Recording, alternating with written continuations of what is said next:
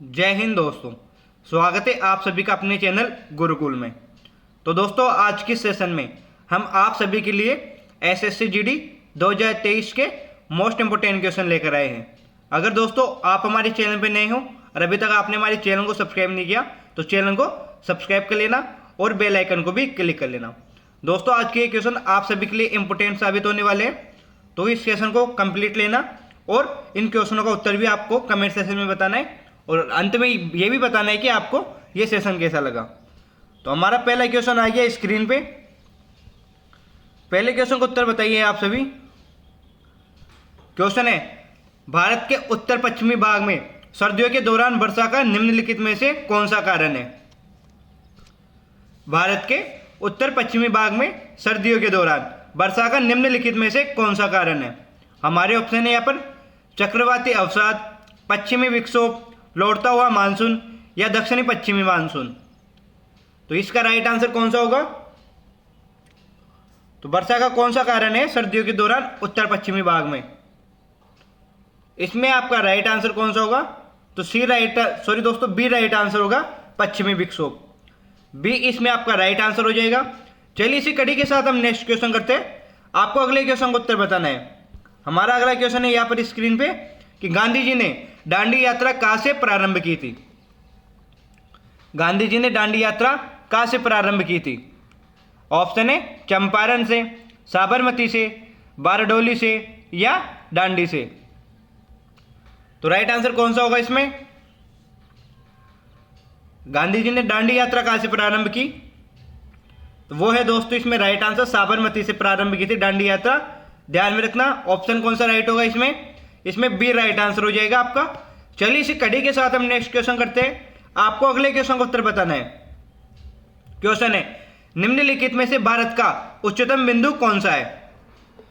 निम्नलिखित में से भारत का उच्चतम बिंदु कौन सा है?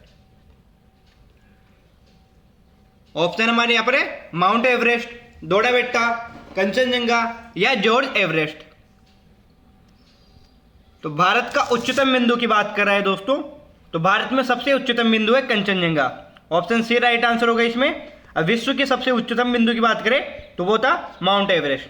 माउंट एवरेस्ट नेपाल में, माउंट एवरेस्ट तो नेपाल में सागर माता के नाम से भी जाना जाता है, सागर माता।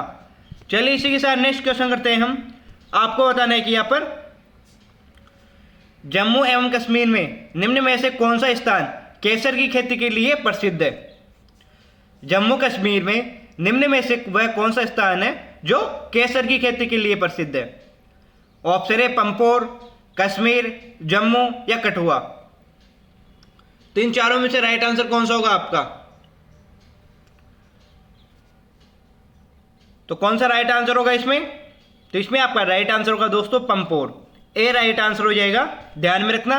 चलिए इसी कड़ी के साथ नेक्स्ट क्वेश्चन करते हैं। अभी तक आपने वीडियो को लाइक नहीं किया तो वीडियो को लाइक कर दीजिए, फिर अगले क्वेश्चन को उत्तर दीजिए। क्वेश्चन है, भारत का निम्न में से कौन सा राज्य प्रसिद्ध झील फुलहर के लिए जाना जाता है?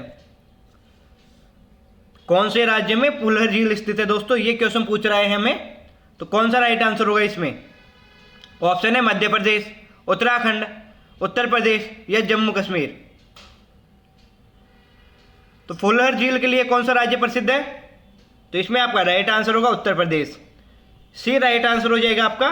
चलिए इसी कड़ी के साथ नेक्स्ट क्वेश्चन करते हैं हम। आपको बताना है कि यहाँ पर कि कर्नाटक में स्थित कृष्णा राजा सागर बांध निम्न में से किस नदी पर बनाया गया? कर्नाटक में स्थित कृष्णा राजा सागर बांध निम्न में से कौन सी नदी पर बनाया गया? तो ऑप्शन है हमारे यहाँ पर कावेरी नदी पे, गोदावरी नदी पे, कृष्णा नदी पे या महानदी पे। कौन सा राइट आंसर होगा इसमें आप सभी का? तो कृष्णा राजा सागर बांध की बात करें तो वो बनाया गया है कावेरी नदी पे। ए राइट आंसर हो जाएगा इसमें आप सभी का, ये भी ध्यान में रखना। चलिए इसी कड़ी के साथ नेक्स्ट क्वेश्चन करते हैं। अगले क्वेश्चन का उत्तर बताना है आप सभी को। तो हमारा अगला क्वेश्चन आ गया यहाँ पर स्क्रीन पे। बताना है कि निम्न में से कौन सी राज्य की एकमात्र बारामती नदी है जो 84गढ़ में राजस्थान में प्रवेश करती है? तो कौन सी नदी है जो 84गढ़ राजस्थान में प्रवेश करती है? ऑप्शन है लूनी नदी, घग्गर नदी, हकरा नदी या चंबल नदी। तो इसमें राइट आंसर कौन सा होगा? चंबल नदी राइट आंसर हो जाएगा दोस्तों। राजस्थान की एकमात्र बारहमासी नदी है और ये राजस्थान में 84 गढ़ से प्रवेश करती है। चलिए इसी के साथ नेक्स्ट क्वेश्चन करते हैं हम। आपको बताना है कि यहाँ पर सोन नदी निम्नलिखित में से किस स्थान से निकलती है? सोन नदी निम्नलिखित में से किस स्थान से निकलती है? ऑप्शन है अमरकंटक से, गोमत ताल से, पेमनाचुंगो से या गोमुख से। तो कौन सा राइट आंसर होगा? तो बताइए सोन नदी निम्न में से किस स्थान से निकलती है? तो इसमें राइट आंसर होगा इसका अमरकंटक से। अमरकंटक की पहाड़ियों से निकलती है सोन नदी, ये ध्यान में रखना, ए राइट आंसर हो जाएगा। चलिए इसी के साथ नेक्स्ट क्वेश्चन करते हैं हम। आपको बताना है कि निम्न में से किस दर्रे से होकर सतलज नदी तिब्बत से भारत में प्रवेश करती है? निम्न में से किस दर्रे से होकर सतलज नदी तिब्बत से भारत में प्रवेश करती है? तो इसका राइट आंसर बताइए।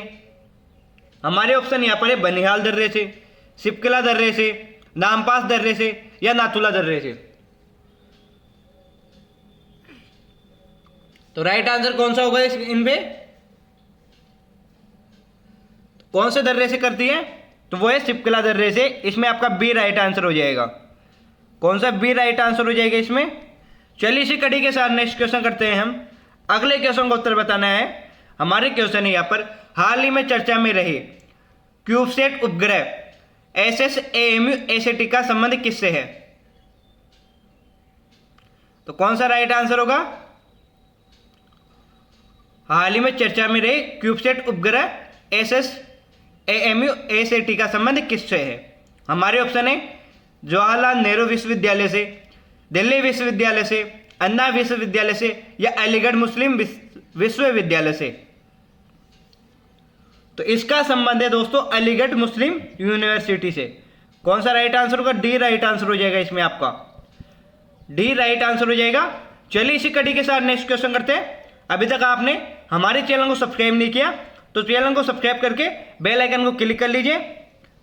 क्वेश्चन है शिकागो के प्रसिद्ध विश्व धर्म सम्मेलन में भारत का प्रतिनिधित्व किसने किया था? शिकागो के प्रसिद्ध विश्व धर्म सम्मेलन में भारत का प्रतिनिधित्व किसने किया था? ऑप्शन है स्वामी विवेकानंद ने, गोपाल कृष्ण गोखले ने, बाल गंगाधर तिलक ने या स्वामी श्रद्धानंद ने। तो भारत का प्रतिनिधित्व करने वाले कौन थे शिकागो सम्मेलन में? वो थे स्वामी विवेकानंद। ऑप्शन इसमें राइट आएगा ए। चलिए इसी कड़ी के साथ हम नेक्स्ट क्वेश्चन करते हैं। आपको अगले क्वेश्चन का उत्तर बताना है सभी को। तो हमारा अगला क्वेश्चन आ गया स्क्रीन पे। आपको बताना है कि भारत में कौन सा अभ्यारण्य गेंडे के लिए प्रसिद्ध है और यह किस राज्य में है? और वह किस राज्य में है? तो गेंडे के लिए कौन सा अभ्यारण्य प्रसिद्ध है? ऑप्शन है गिर गुजरात का, काजीरंगा असम का, रणथंभौर राजस्थान का या कार्बेट उत्तराखंड का। तो राइट आंसर कौन सा होगा इसमें? तो गेंडे के लिए कौन सा प्रसिद्ध है? वो है Kaziranga Assam. B right answer होगा। काजीरंगा असम का प्रसिद्ध है, बी राइट आंसर हो जाएगा इसमें। गिर किसके लिए प्रसिद्ध है? एशियाटिक सिंह के लिए, एशियाटिक शेरों के लिए प्रसिद्ध है गिर। रणथंभौर बाघ के लिए प्रसिद्ध है दोस्तों, बाघों के लिए। चलिए इसी के साथ नेक्स्ट क्वेश्चन करते हैं हम। आपको अगले क्वेश्चन का उत्तर बताना है कि अगले क्वेश्चन का उत्तर क्या होगा। क्वेश्चन है हमारा निम्न में से किस भक्ति संत ने अपने संदेश के प्रचार के लिए सबसे पहले हिंदी भाषा का प्रयोग किया? निम्न में से किस भक्ति संत ने अपने संदेशों के प्रचार के लिए हिंदी भाषा का प्रयोग किया? ऑप्शन है कबीरदास, रामानंद, तुलसीदास या दादू। तो राइट आंसर कौन सा होगा इसमें?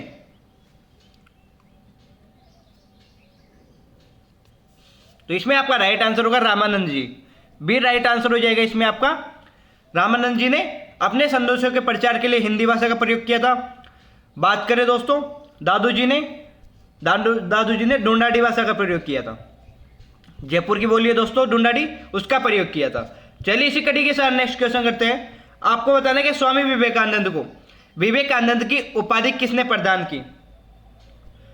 स्वामी विवेकानंद को विवेकानंद की उपाधि किसने प्रदान की? हमारे ऑप्शन है महाराजा बड़ौदा ने, रामकृष्ण परमहंस ने, महाराजा खेतड़ी ने, या इनमें से कोई नहीं।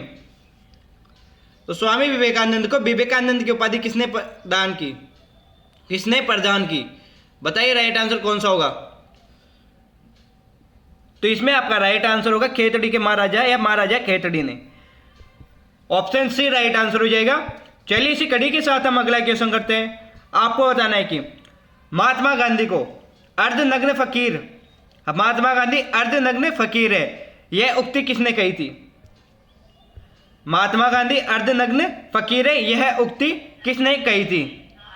कौन सा राइट आंसर होगा इसमें आपको बताना है कि हमारे ऑप्शन है यहाँ पर Winston Churchill, Lord Mountbatten, Lord Wavell या लॉर्ड लिनलिथगो। तो कौन सा राइट आंसर होगा इसमें आपका? तो इसमें राइट आंसर बताइए आपका कौन सा होगा? महात्मा गांधी को अर्धनग्न फकीर किसने कहा? वो कहा था दोस्तों विंस्टन चर्चिल ने। इसमें आपका राइट आंसर कौन सा होगा? ए राइट आंसर हो जाएगा। चलिए इसी के साथ नेक्स्ट क्वेश्चन करते हैं हम। अभी तक आपने वीडियो को लाइक नहीं किया तो वीडियो को लाइक कर दीजिए, अगले क्वेश्चन को उत्तर दीजिए। हमारे क्वेश्चन है भारत के उपराष्ट्रपति का चुनाव किया जाता है, तो किसके द्वारा किया जाता है भारत के उपराष्ट्रपति का चुनाव? इसका राइट आंसर दीजिए। हमारे ऑप्शन है यहाँ पर संसद के सदस्यों के द्वारा, राज्यसभा के सदस्यों के द्वारा, संसद में निर्वाचित सदस्यों के द्वारा, या संसद और राज्य विधानमंडलों के सदस्यों के द्वारा। तो इसमें राइट आंसर कौन सा होगा इसमें? तो राइट आंसर कौन सा होगा? तो उपराष्ट्रपति का चुनाव किया जाता है संसद के सदस्यों के द्वारा। ए राइट आंसर हो जाएगा इसमें। चलिए इसी कड़ी के साथ नेक्स्ट क्वेश्चन करते हैं। हमारा क्वेश्चन है यहाँ पर कि यदि संसद किसी विशिष्ट उद्देश्य के लिए कोई समिति नियुक्त करे तो उसे कहते हैं। यदि संसद किसी विशिष्ट उद्देश्य के लिए कोई समिति नियुक्त करे तो उस समिति को क्या कहते हैं? हमारे ऑप्शन है यहाँ पर स्टैंडिंग समिति, तदर्थ समिति, संयुक्त समिति या स्थायी समिति। तो राइट आंसर कौन सा होगा इसमें? तो उस समिति को कहते हैं दोस्तों कौन सी? तदर्थ समिति। ऑप्शन बी राइट आंसर हो जाएगा आपका। चलिए इसी कड़ी के साथ नेक्स्ट क्वेश्चन करते हैं। आपको बताना है कि ब्रिटिश हाउस ऑफ कॉमन में चुने जाने वाले प्रथम भारतीय कौन थे?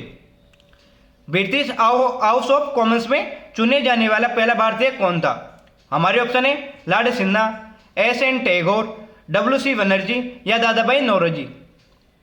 कौन सा राइट आंसर होगा इसमें आपका? ब्रिटिश हाउस ऑफ कॉमन्स में चुने जाने वाले पहले भारतीय थे Dadabhai Naoroji. D right answer हो जाएगा इसमें आपका। चलिए इसी कड़ी के साथ नेक्स्ट क्वेश्चन करते हैं हम। आपको अगले क्वेश्चन का उत्तर बताना है। हमारे क्वेश्चन है निम्न में से किस समाचार पत्र का संपादन गांधी जी ने किया?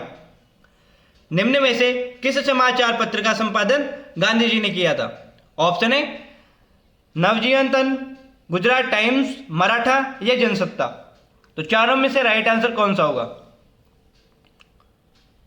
तो महात्मा गांधी जी ने कौन से समाचार पत्र का संपादन किया? तो वो किया नवजीवन टन। ऑप्शन आपका ए राइट होगा। चलिए इसी कड़ी के साथ नेक्स्ट क्वेश्चन करते हैं। अभी तक आपने चैनल को सब्सक्राइब नहीं किया तो चैनल को सब्सक्राइब कर लीजिए और फिर अगले क्वेश्चन का उत्तर बताइए। हमारा क्वेश्चन है यहाँ पर नंदी हिल्स किस शहर के निकट स्थित है? नंदी हिल्स किस शहर के निकट स्थित है? ऑप्शन है हुबली, मैसूर, चेन्नई या देहरादून। तो चारों में से राइट आंसर कौन सा होगा? नंदी हिल्स किस शहर के निकट स्थित है?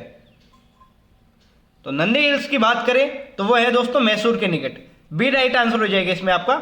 इसी कड़ी के साथ हम नेक्स्ट क्वेश्चन करते हैं। आपको अगले क्वेश्चन का उत्तर बताना है। हमारा अगला क्वेश्चन आ गया यहाँ पर कि संतरे में कौन सा विटामिन अधिक होता है?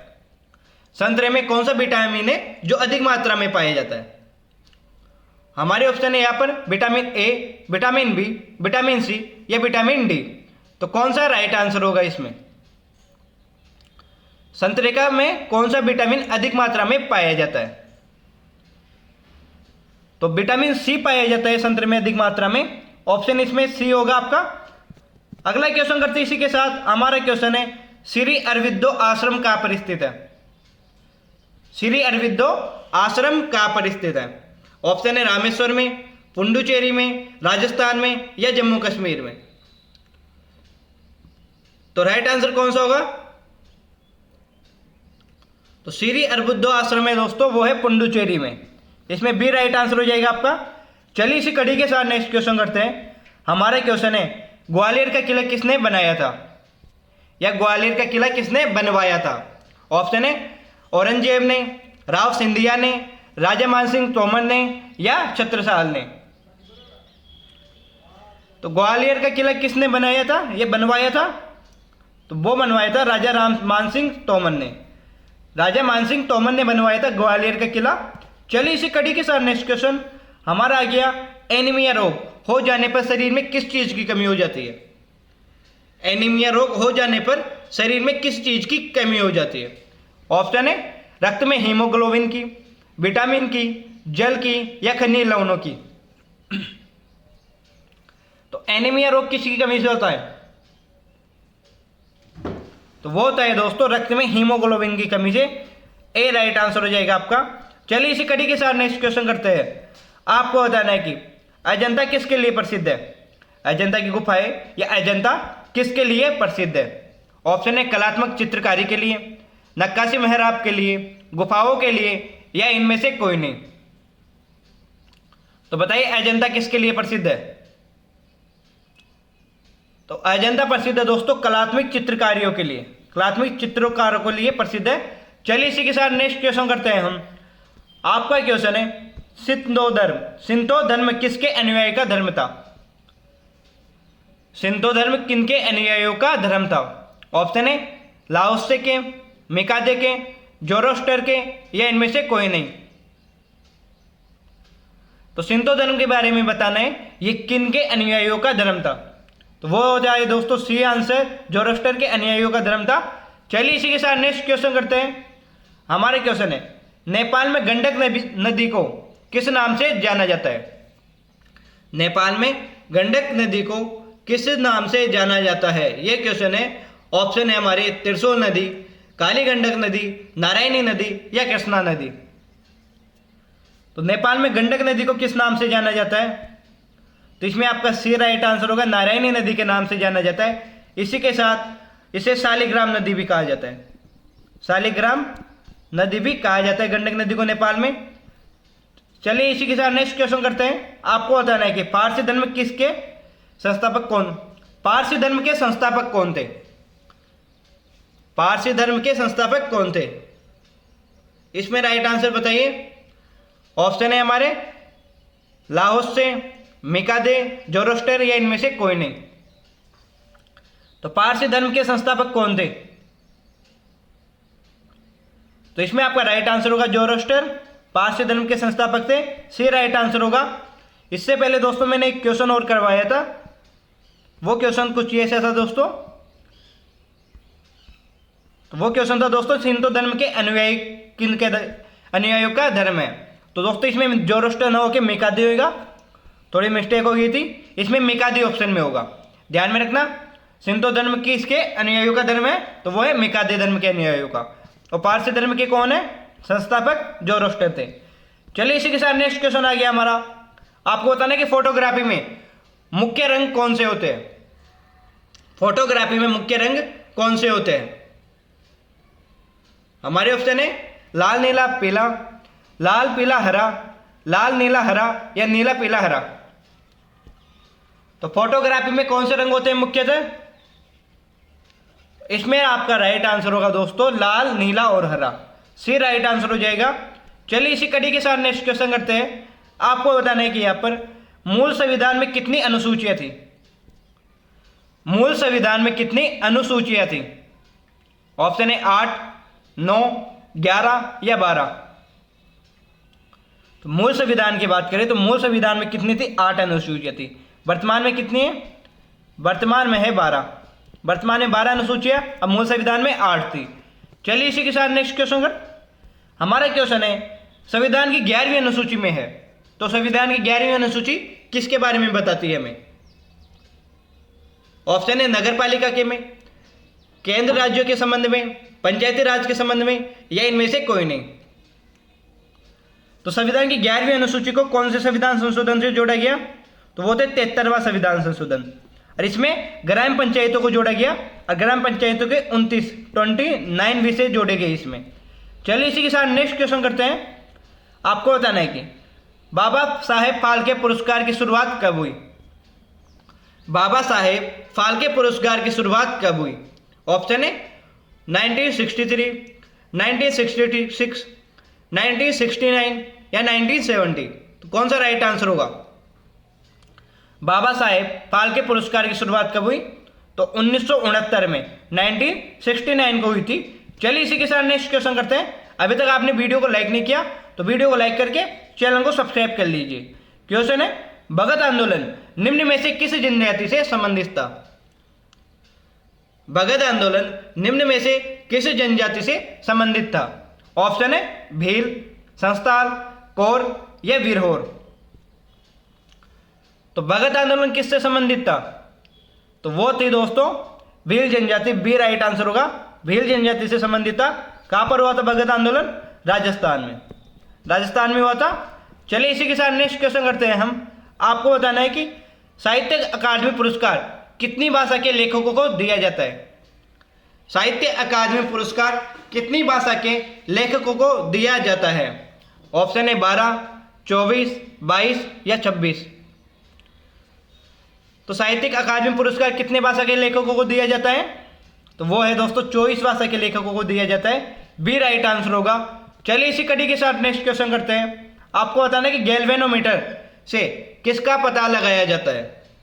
गैल्वेनोमीटर से किसका पता लगाया जाता है? तो इसका राइट आंसर कौन सा होगा? ऑप्शन है प्रतिरोध का, ऊर्जा का, धारा का या ताप का। तो गैल्वेनोमीटर से किसका पता लगाया जाता है? तो इसमें आपका राइट आंसर होगा सी, धारा का पता लगाया जाता है। चलिए इसी के साथ नेक्स्ट क्वेश्चन करते हैं हम। आपको बताना है कि यहाँ पर चंगेज खान ने किसके समय भारत पर आक्रमण किया? चंगेज खान ने किसके समय भारत पर आक्रमण किया? कुतुबुद्दीन ऐबक के समय, इल्तुतमिश के समय, अलाउद्दीन खिलजी के समय या इनमें से कोई नहीं? चंगेज खान ने किसके समय भारत पर आक्रमण किया?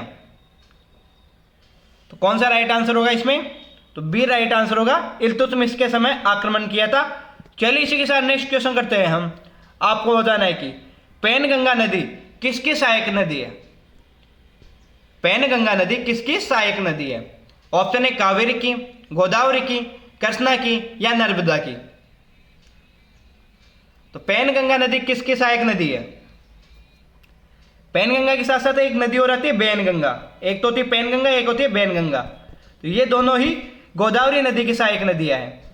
ध्यान में रखना, एक पैनगंगा होती है, एक वैनगंगा होती है। चलिए इसी के साथ नेक्स्ट क्वेश्चन करते हैं। तो हमारा अगला क्वेश्चन आ गया कि निम्नलिखित में से माही बजाज सागर बांध किस नदी पे है? तो दोस्तों यहाँ पर किस नदी पे, यहाँ पे स्थान दे रखे हैं हमें, तो किस नदी को हटा दीजिए यहाँ पर और बताइए कहां पर है? माही बजाज सागर बांध कहां पर है? ऑप्शन है राजस्थान में, उत्तर प्रदेश में, मध्य प्रदेश में या गुजरात में। तो नदी भी बता देता हूं मैं आपको कि माही बजाज सागर बांध माही नदी पे, माही नदी पर। यह एक सी नदी है जो कर्क रेखा को 2 बार काटती है। यही एक नदी है जो कर्क रेखा को 2 बार काटती है। और ये कहां पर? राजस्थान में है, राजस्थान में है माही बजाज सागर बांध। ध्यान में रखना। चलिए दोस्तों इसी के साथ आज का सेशन यहीं पर समाप्त होता है। तो दोस्तों आपको कमेंट सेशन में बताना है कि आपको हमारा ये सेशन कैसा लगा। ऐसे क्या दोस्तों, इस सेशन को लाइक करना, अपने दोस्तों के पास शेयर करना और ये भी बताना